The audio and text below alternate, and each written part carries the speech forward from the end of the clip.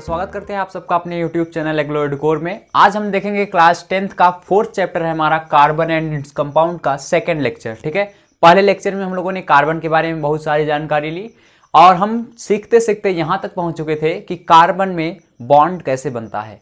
तो मैंने आपको इसके पहले वाले लेक्चर में बताया कि जो कार्बन के कंपाउंड्स होते हैं उनमें सहसंयोजक बंध पाया जाता है। ठीक है, सहसंयोजक बंध क्या होता है, इसी को हम बोलते हैं कोवैलेंट बॉन्ड इंग्लिश में। तो सहसंयोजक बंध जो होता है वो इलेक्ट्रॉनों की शेयरिंग से बनता है। इसको मैंने आपको प्रीवियस लेक्चर में बताया, अगर आपने नहीं देखा तो आई बटन पे क्लिक कीजिए, ऊपर लेफ्ट साइड यहाँ पे होगा और उस पर क्लिक करके आप पहुँच जाएंगे फर्स्ट लेक्चर पे। तो पहले उसको देख लीजिए, फिर अगर यहाँ पे आइए, अगर आपने नहीं देखा है तो, और आपने अगर पहला लेक्चर देख लिया है तो डायरेक्ट आप यहाँ पे देख सकते हैं। तो देखिए, जो सहसंयोजक बंध है वो ज़्यादातर कार्बन के कंपाउंड जितने भी होते हैं, ज़्यादातर कार्बन के कंपाउंड क्या करते हैं, सहसंयोजक बंध बनाते हैं।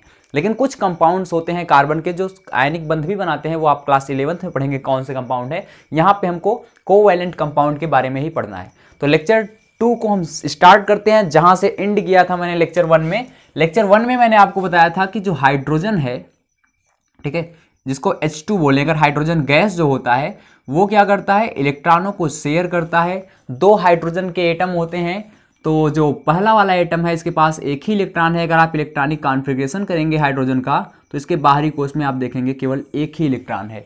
तो एक इलेक्ट्रॉन होने के कारण क्या है, ये अनस्टेबल होता है। लेकिन ये जब किसी दूसरे हाइड्रोजन एटम से, ठीक है, एक हाइड्रोजन एटम दूसरे हाइड्रोजन एटम से एक इलेक्ट्रॉन, ये जो इसका हमारे पास में वैलेंस इलेक्ट्रॉन है जो कि आउटर मोस्ट सेल में होता है, इससे अगर शेयर कर लेता है तो इसके पास दो इलेक्ट्रॉन हो जाएंगे। और दो इलेक्ट्रॉन का मतलब ये है कि वो हीलियम की तरह अपना स्ट्रक्चर कंप्लीट कर लेगा। फर्स्ट सेल जो होगा उसका कंप्लीट हो जाएगा, क्योंकि हम ये भी जानते हैं कि फर्स्ट सेल में मैक्सिमम दो इलेक्ट्रॉन होते हैं। तो दो इलेक्ट्रॉन जब हो जाएगा तो ये स्टेबल हो जाएगा। तो होता क्या था कि एक हाइड्रोजन दूसरे हाइड्रोजन से एक इलेक्ट्रॉन लेके अपना दो इलेक्ट्रॉन कर लेता है आउटर मोस्ट सेल में, और दूसरा जो हाइड्रोजन था वो भी जो शेयर किया था, क्योंकि एक इलेक्ट्रॉन इसने इसको दिया था इसीलिए एक इलेक्ट्रॉन इससे वो वापस ले लेता है शेयरिंग का, और ये हो गया इसका भी दो इलेक्ट्रॉन। तो दोनों के दो दो इलेक्ट्रॉन साझा हुआ करते हैं, सॉरी एक एक इलेक्ट्रॉन साझा होता है। तो दो इलेक्ट्रॉनों के साझे से एक सिंगल बॉन्ड बनता है, जिसको हम हिंदी में एकल बंध बोलते हैं। इसको हम वन लाइन से डिनोट करते हैं एकल बंध को, या शॉर्ट में इसको हम H2 भी लिख सकते हैं।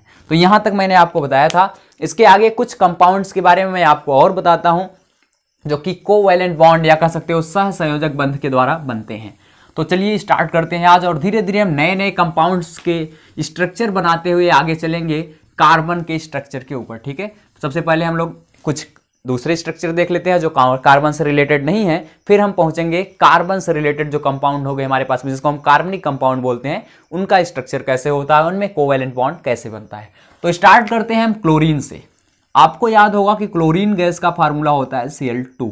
ठीक है, Cl2 कैसे बना है आप देखना चाहें, क्या ये इलेक्ट्रोवैलेंट बॉन्ड, जिसको हम लोग इलेक्ट्रो कोवैलेंट बॉन्ड या आयनिक बॉन्ड बोलते हैं, उससे बना हुआ है जैसे NaCl बनता है, या ये कोवैलेंट बॉन्ड जैसा कि इलेक्ट्रॉनों के शेयरिंग से बनता है वैसे बना है। यानी या तो ये ट्रांसफर से बना होगा इलेक्ट्रॉन के, या फिर शेयरिंग से बना होगा।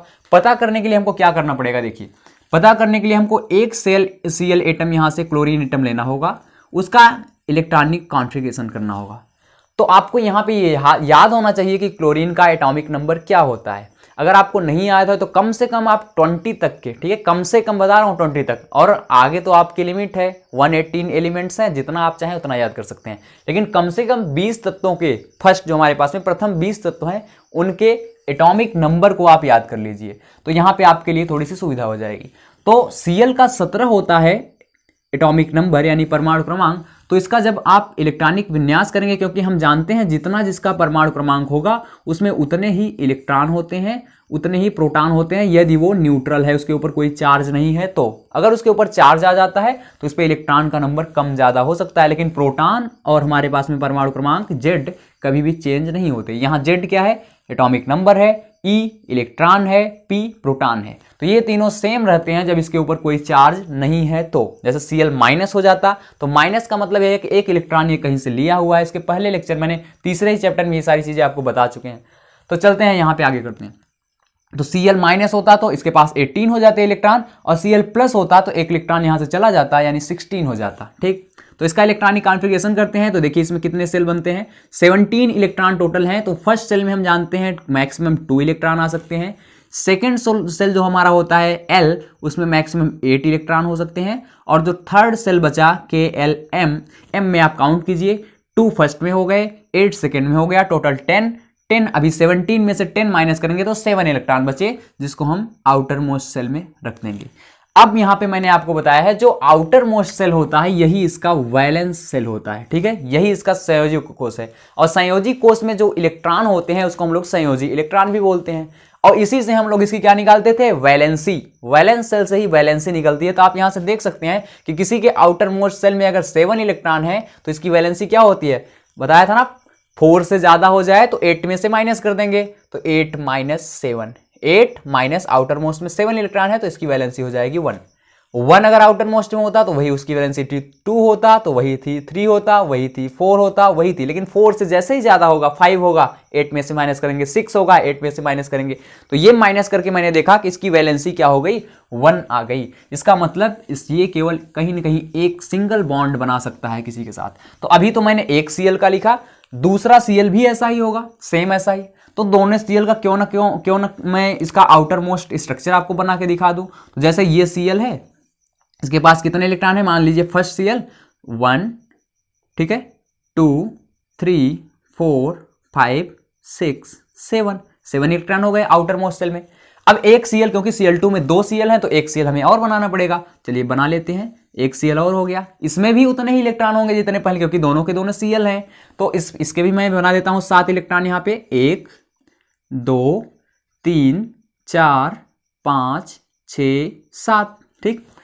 आप इलेक्ट्रॉन्स को चाहे क्रॉस से बनाएं चाहे डॉट से, दोनों आपका सही होता है, ठीक। अब 7 इलेक्ट्रॉन हो गए, तो आप बताइए इसको अपना ऑक्टेट कंप्लीट करने के लिए कितने इलेक्ट्रॉन चाहिए, 1 इलेक्ट्रॉन चाहिए। अगर ये इसको 1 इलेक्ट्रॉन दे दे, या मान लो फर्स्ट वाला Cl दूसरे वाले Cl को 1 इलेक्ट्रॉन दे दे, तो क्या हो जाएगा। अगर मैं ऐसा करना चाहूं कि ये इसका इलेक्ट्रॉन यहां से हटाऊं और ये इलेक्ट्रॉन ये अपना दे दे इसको, तो इसके पास तो 8 हो जाएगा, लेकिन इसके पास 6 हो जाएगा। एक का तो ऑक्टेट कंप्लीट हो जाएगा, लेकिन दूसरे का ऑक्टेट कंप्लीट नहीं हो पाएगा। कब, जब ये पूरी तरीके से इलेक्ट्रॉन को ट्रांसफर कर देगा दूसरे वाले को।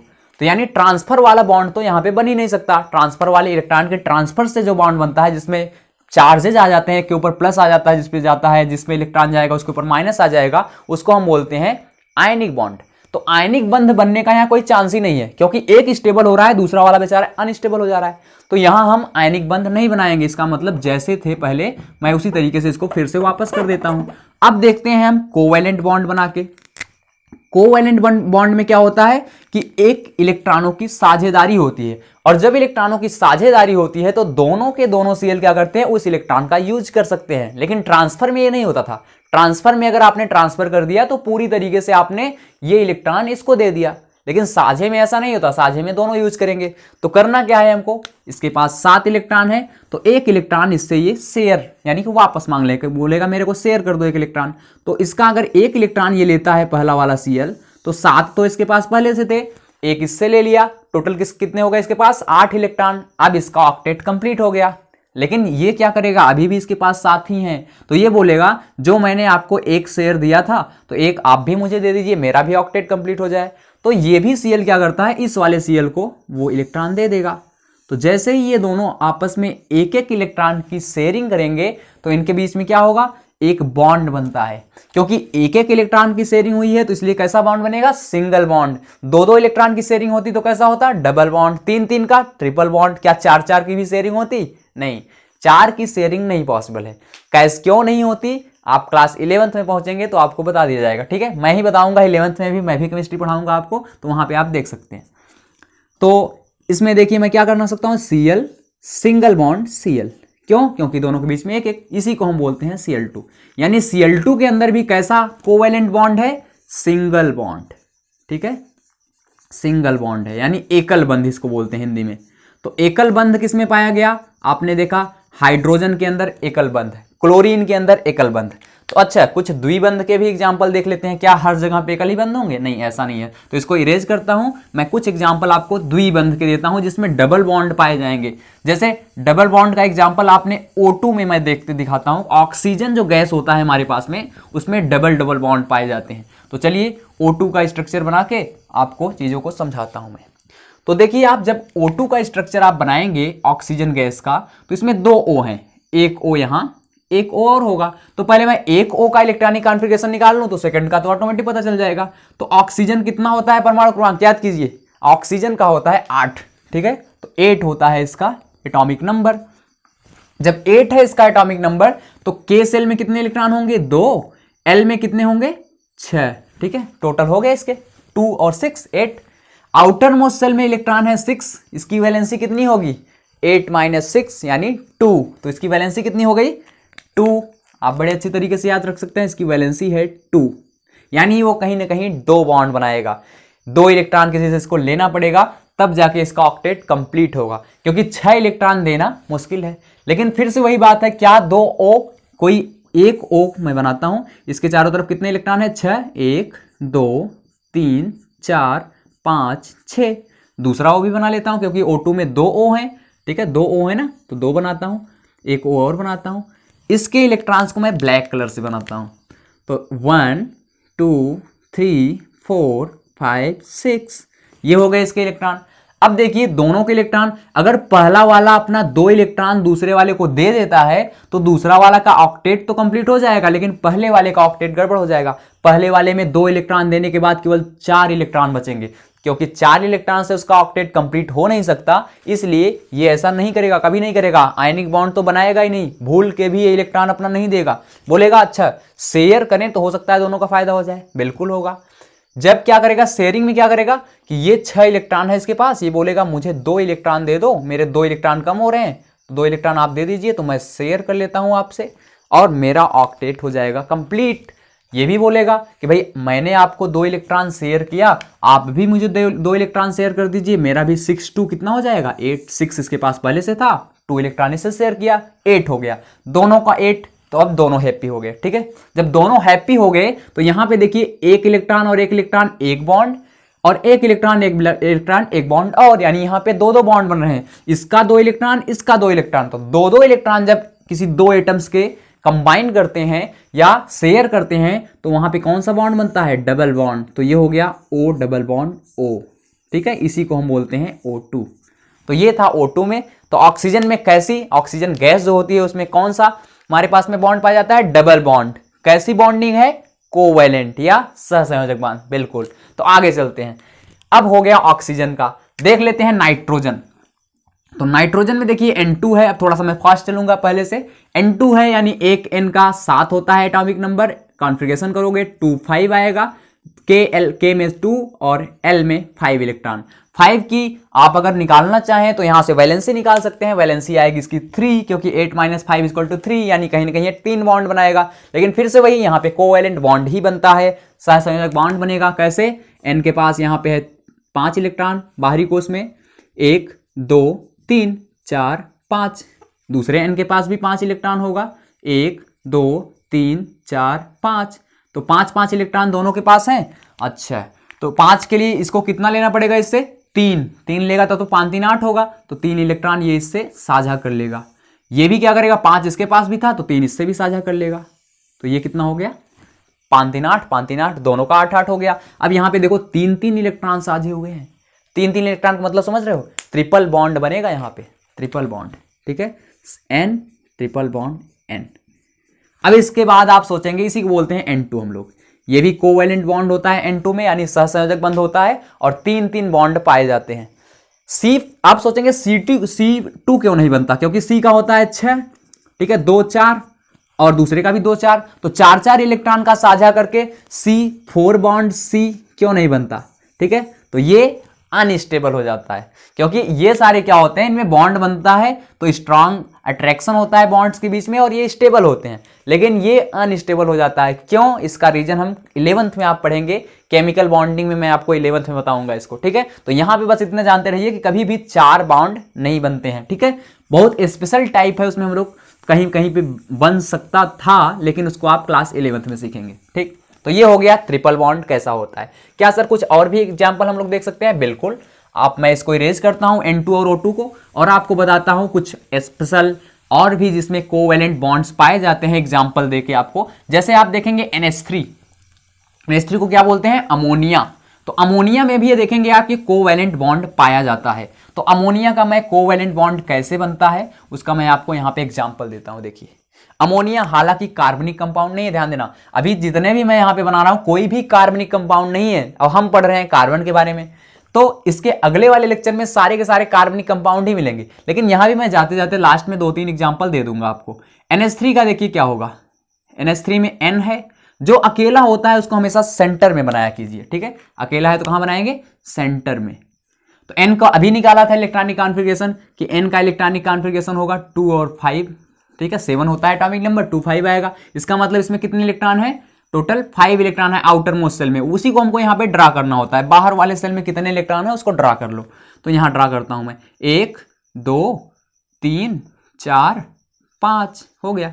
H3 है यहाँ पे, तो H भी ड्रा कर लीजिए, एक H यहाँ कर लीजिए, एक H यहाँ कर लीजिए, एक H यहाँ कर लीजिए।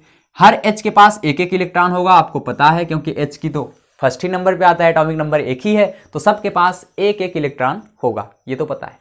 अब क्या करते हैं कि नाइट्रोजन के पास 5 इलेक्ट्रॉन है, तो कितने इलेक्ट्रॉन ये शेयर करे किसका 8 हो जाएगा, आपको पता होगा कि 5 में 3 जोड़ते हैं तो 8 होता है, तो मतलब ये 3 इलेक्ट्रॉन कहीं से लेगा। और आप देखिए 3 इसके पास हाइड्रोजन है भी, तो तीनों हाइड्रोजन से एक एक, यानी 5 इसका पहले से था, एक इससे लिया 6, एक इस वाले हाइड्रोजन 7, एक इस वाले से 8 हो गया इसका।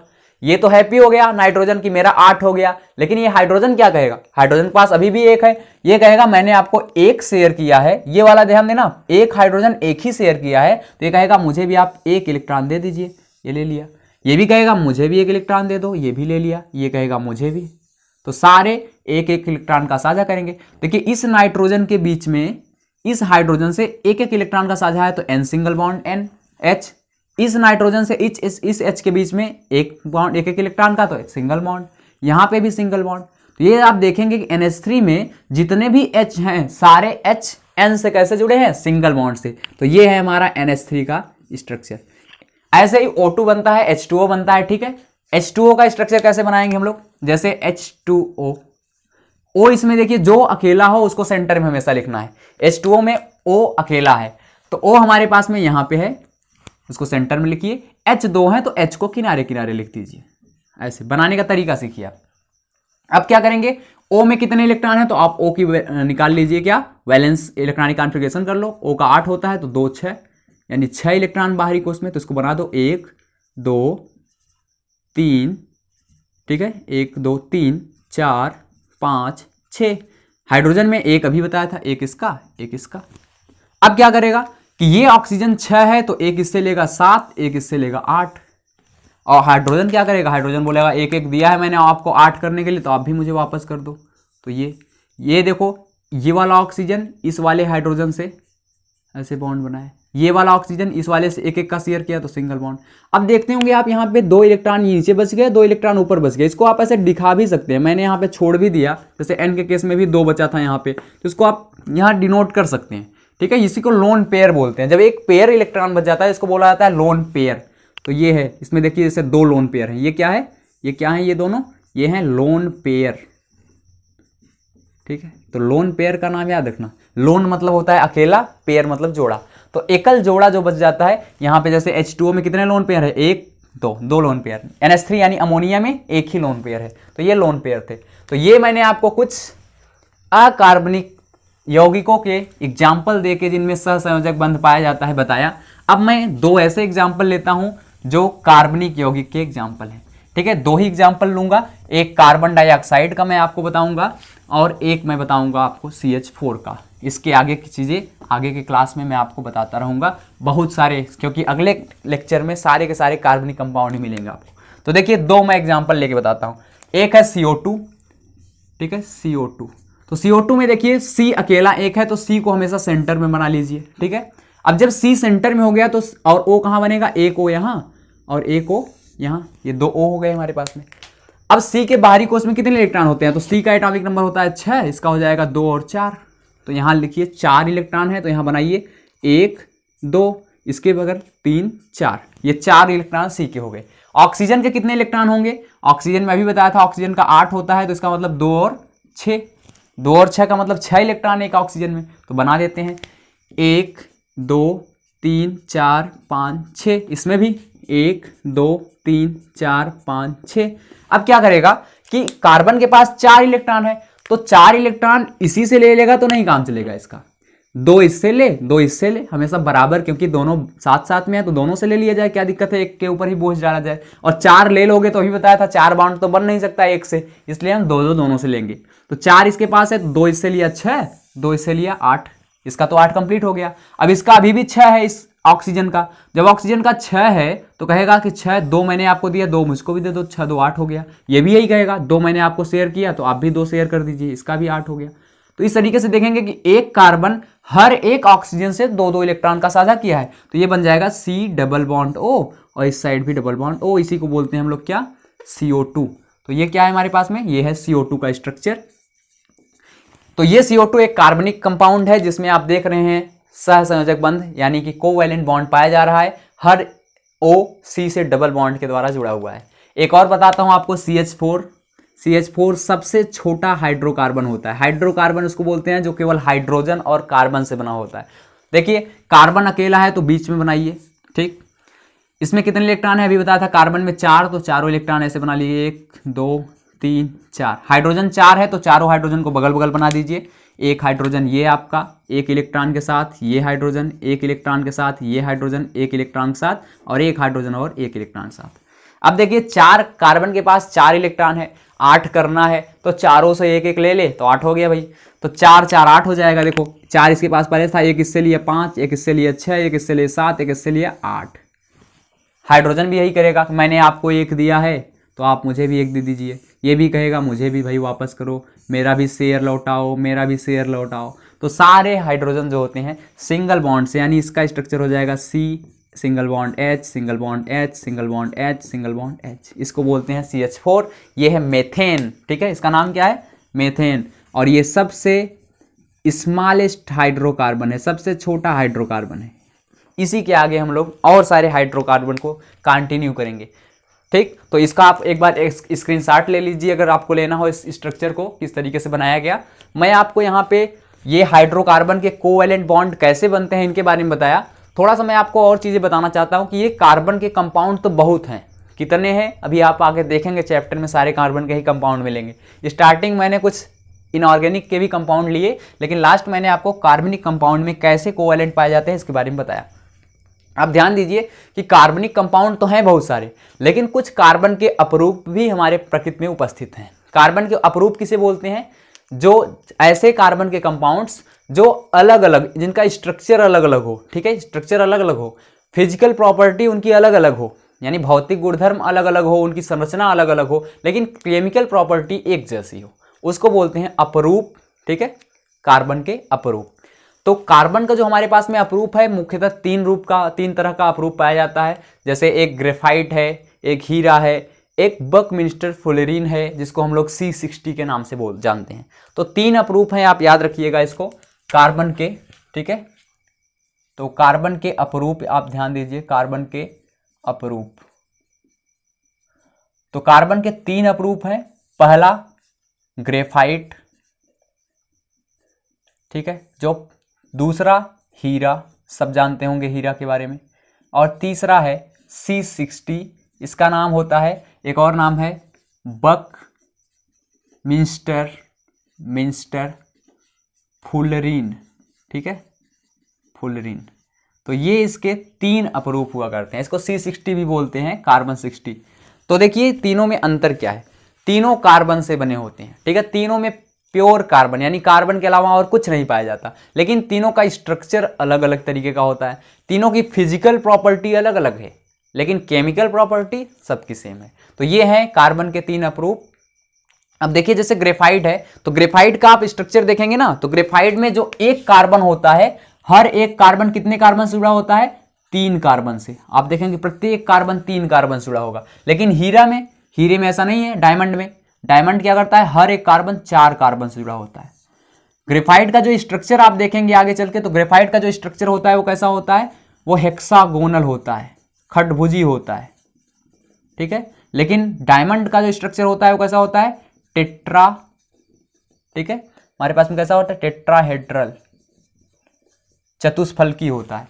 अब C60 जो होता है बॉल जैसा होता है, पूरा बॉल जैसे, ये कार्बन होगा, ये कार्बन, ऐसे 60 कार्बन मिलके एक बॉल बनाते हैं, खूब बड़ी सी बॉल। आप स्ट्रक्चर देखेंगे बुक में तो 60 के 60 कार्बन जो होते हैं, C60 का मतलब इसमें 60 कार्बन पाए जाते हैं, 60 कार्बन एटम, और वो सारे कार्बन एटम की बॉल जैसी स्ट्रक्चर बनाते हैं, ठीक है। और इसको एक साइंटिस्ट थे बकमिंस्टर फुलेन, ठीक है, तो उन्होंने इसका नाम दिया था हमारे पास में बकमिंस्टर फुलेरिन C60 का, तो क्योंकि उन्होंने ही खोजा था, ठीक। तो ये हमारे पास में जो, सॉरी, बकमिंस्टर फुलर उसका नाम था, फुलेन नहीं, फुलर, ठीक है, बकमिंस्टर फुलर, तो उन्होंने इसका नाम दिया था C60।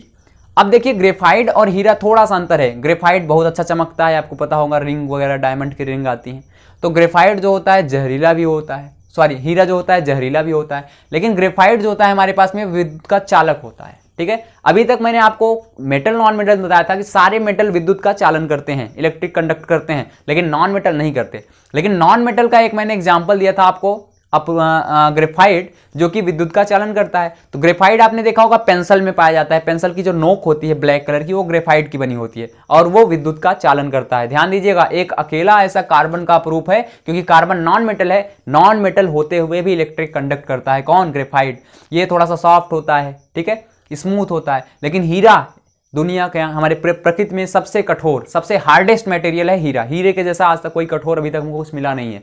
तो हीरा एक तो बहुत महंगा मिलता है, चमकता इतना ज्यादा है और सबसे ज्यादा कठोर होता है। स्ट्रक्चर आपको थोड़ा सा कंफ्यूज कर रहा होगा, हेक्सागोनल क्या है, टेट्राहेड्रल क्या है, या 3 कार्बन क्या है, ये एक कार्बन 3 कार्बन से जुड़ा है, एक कार्बन 4 कार्बन से जुड़ा है, ये सारी चीजें क्या है, इसको तो आपको पढ़ना ही नहीं। C60 बॉल जैसा होगा, सारे कार्बन एक दूसरे से जुड़े होंगे, यानी कि 60 कार्बन जुड़ के गेंद जैसी संरचना बनाएंगे।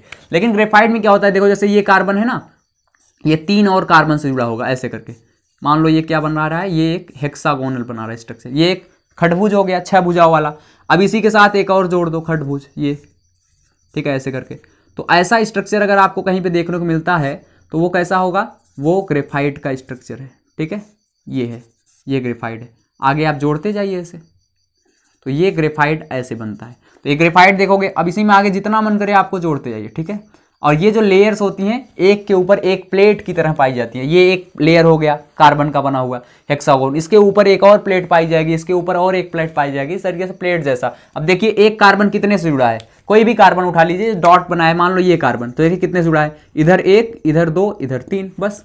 ये भी 1, 2, 3। तो प्रत्येक कार्बन आप देखोगे एक सेंटर जो ब्लैक का है वो 3 कार्बन से जुड़ा हुआ है। लेकिन हीरा में ऐसा नहीं है, हीरे में थोड़ा सा चेंजेस है। हीरा टेट्राहेड्रल, टेट्राहेड्रल का मतलब एक कार्बन जो होता है वो 4 कार्बन से, एक कार्बन इधर जुड़ा है तो एक इधर जुड़ा है, एक इधर जुड़ा है तो एक इधर जुड़ा है, ये है टेट्राहेड्रल। ऐसे ही कई सारे टेट्राहेड्रल मिलके, चतुष्फल की संरचनाएं मिलके, इसमें क्या होता है, ये जो तीनों कार्बन है, एक कार्बन जुड़ा है, एक ही प्लेन में है, ठीक है। जैसे मान लो ये हमारे पास में, इसको थोड़ा समझाने का आपको प्रयास करता हूं। जैसे मान लीजिए ये है, ठीक है, ये, तो ये जो हमारा है स्ट्रक्चर कि एक कार्बन मेरे अंगूठे के पास यहां पे है, उससे 3 कार्बन एक ही प्लेन पे हैं, 1, 2, 3, लेकिन एक कार्बन इसके ऊपर यहां पे बैठा हुआ है, ठीक है, यहां पे। तो ये है हमारे पास में टेट्राहेड्रल, ठीक है। टेट्राहेड्रल ज्योमेट्री हमारे पास में कैसी होती है कि जो तीनों नीचे वाले हैं, ये नीचे वाले तीनों क्या करते हैं, एक ही प्लेन पे हैं, लेकिन ऊपर वाला जो होता है वो थोड़ा सा चेंज होता है, ऊपर वाला थोड़ा सा ऊपर होगा, दूसरे प्लेन पे होगा। ऐसे ही बहुत सारे टेट्रागोन मिलके क्या बनाते हैं, ये हीरे की संरचना बनाते हैं ऐसे करके। मान लो ये एक हो गया, एक और बना दूं मैं ऐसे में, ठीक है, ऐसे ऐसे करके, एक और बना दो यहीं पे, ठीक है, ऐसे ऐसे करके, ऐसे, ठीक है। ये सब आपस में से जुड़ जाते हैं और जुड़ते जुड़ते एक स्ट्रक्चर बनाते हैं। ऐसे बहुत सारे होते हैं, तो आपस में जुड़ जुड़ के, यानी प्रत्येक कार्बन आप देखोगे, जैसे ये कार्बन है तो कितने कार्बन जुड़ा है, 1, 2, 3, 4। बुक में देखोगे आप अच्छा से स्ट्रक्चर बनाया है, कई सारे टेट्रागोन यानी टेट्राहेड्रल मिलके एक हमारे पास में हीरे का या डायमंड का स्ट्रक्चर बनाते हैं। तो ये था, मैंने आपको सेकंड लेक्चर कंप्लीट किया ये। इसके बाद मैं थर्ड लेक्चर आपको बताने वाला हूं, जिसमें मैं कार्बन के सारे कंपाउंड्स के बारे में बताऊंगा। कार्बन कंपाउंड क्यों इतने ज़्यादा बनाता है, या कार्बन के कंपाउंड होते कैसे हैं, ठीक है, कितने टाइप के होते हैं। तब तक आप इस लेक्चर को अच्छे से समझिए क्या बताया गया इसमें, ठीक है। मिलते हैं आपसे अगले लेक्चर में। Thank you so much.